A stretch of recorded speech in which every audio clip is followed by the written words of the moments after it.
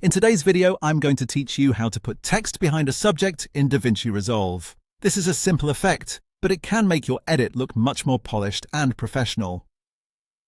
The basic idea is that your subject stays on a higher video layer, while your text sits underneath it on a lower layer.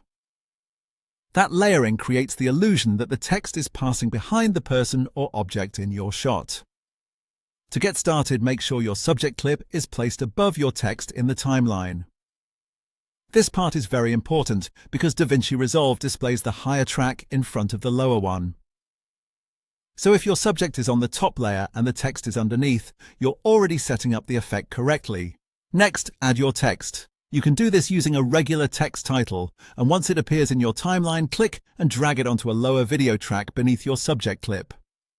This is what allows the subject to appear in front of the text instead of the other way around. From here, start adjusting the position of both the text and the video however you want.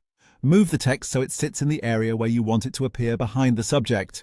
You can also reposition or scale the video if needed, depending on your composition. The goal is to line things up in a way that looks natural and visually balanced. As you make these adjustments, keep your frame in mind. Try not to place the text in a spot where it feels awkward or too crowded. Usually, this effect works best when the text is large enough to be noticeable, but not so large that it distracts from the subject. Clean placement makes a big difference. If the effect doesn't look right at first, check your layer order again. In most cases, the issue is simply that the text and subject are not stacked correctly in the timeline.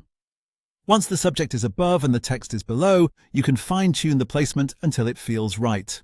That's really all there is to the setup. It's a very straightforward technique, but when used well, it can add depth and style to your video. Take a few extra seconds to adjust the positioning carefully, and you'll get a much better result. And that's how to put text behind a subject in DaVinci Resolve.